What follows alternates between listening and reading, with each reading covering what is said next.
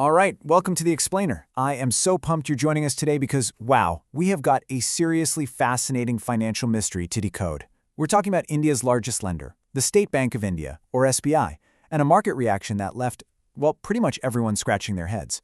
You know, earnings season is always a bit of a roller coaster, but what just happened with SBI? It's a total masterclass in how to read between the lines of a corporate balance sheet. Okay, let's dive right into this paradox. On one side, we have the flashy headline, SBI's net profit actually went up 5.5% year-on-year. That's a massive 19,684 crore rupees for the fourth quarter. It even beat the street's estimates. But on the flip side, the share price tanked by nearly 7%. I mean, how on earth does a multi-billion-dollar profit increase trigger a huge stock market sell-off? That is exactly the puzzle we're going to put together today. And look, make no mistake, a 7% drop is not just some tiny blip. This was SBI's biggest single-day fall in over 6 years. The stock closed 6.74% lower, down to 1,018 rupees and 40 paisa. When a behemoth like SBI moves that violently, it literally sends shockwaves through the entire financial system. So we really have to ask, what caused this panic? What was hiding behind that shiny net profit figure? To find our primary culprit, we've got to peel back the layers of that earnings report.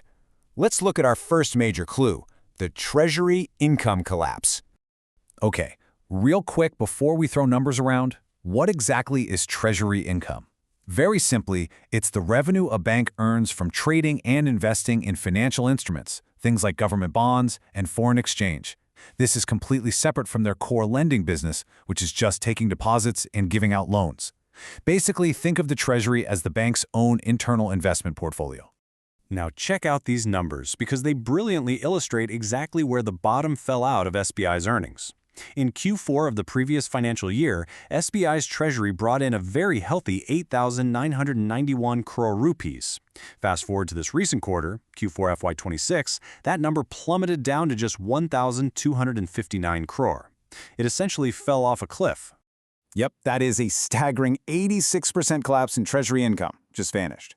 So why did this happen? Well, the sources point to a sort of perfect storm. Rising bond yields significantly dragged down the value of SBI's massive government securities portfolio. And on top of that, an RBI repo rate cut hit them hard. The bank's internal investments took an absolute beating, and that terrified investors who realized the core profit was just masking this massive internal bleed. But wait, the Treasury collapse wasn't acting alone here. Let's bring in the secondary suspects that really compounded the market's anxiety about SVBI's future. Another huge red flag was the contraction of the domestic net interest margin, or NIM. This metric is basically the lifeblood of any bank. It's the difference between the interest income a bank earns from giving out loans and the interest it has to pay out to you and me for our deposits. We can see it shrank from 3.14% down to 2.93%. This tells us that SBI's core lending business is facing severe pressure from higher funding costs. They're paying more to get deposits, which pinches their overall profitability.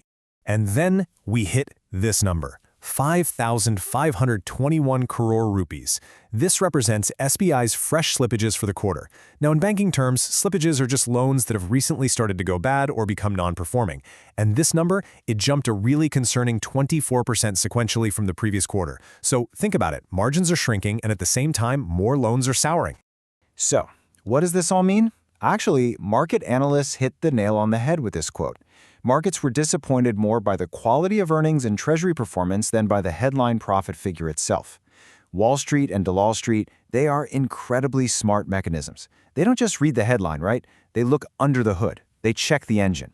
And right now, despite that 5.5% profit bump, the actual engines driving SBI's future growth, the Treasury and the margins, they're stalling out. And you know, when a giant stumbles, the ground shakes.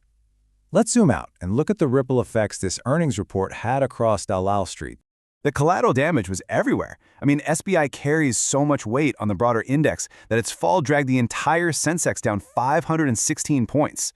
The broader PSU Bank index fell around 3 to 4%.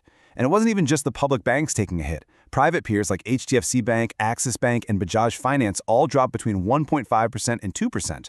Investors got completely spooked by SBI's shrinking margins and just decided to reduce their exposure to the entire financial sector.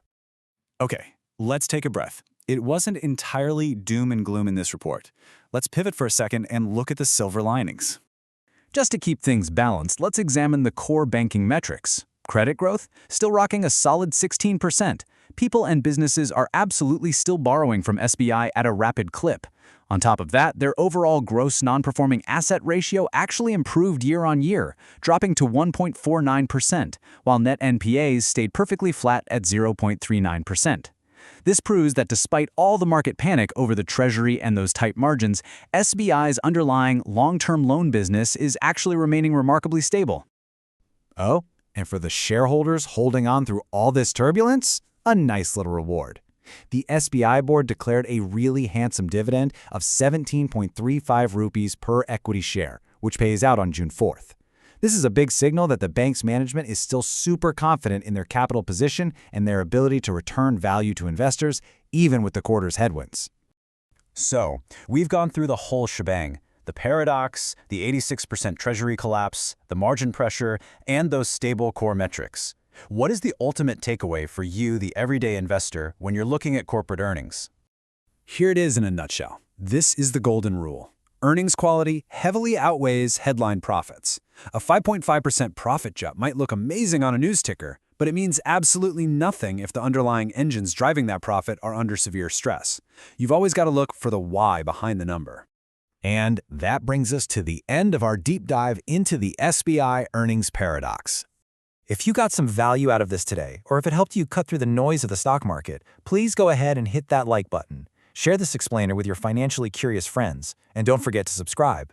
We absolutely love breaking down complex topics into clear, structured lessons just like this one.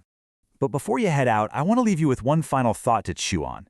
Given that incredibly strong 16% credit growth and the healthy dividend payout, do you think the market actually overreacted by crashing the stock 7%? Or was that 86% Treasury collapse just way too dangerous to ignore? I'd love to know where you stand on this. Drop a comment below and let's get a debate going. Until next time, stay curious and keep learning.